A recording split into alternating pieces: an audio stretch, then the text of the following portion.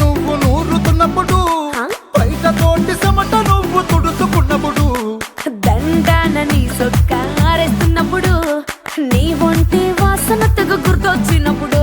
రెండు చేతులెత్తి జుట్టు ముడిసినప్పుడు, జండు కత్తుకొని పడుకున్నప్పుడు, అలసిపోయి నువ్వు ఆవలించినప్పుడు, వచ్చుండై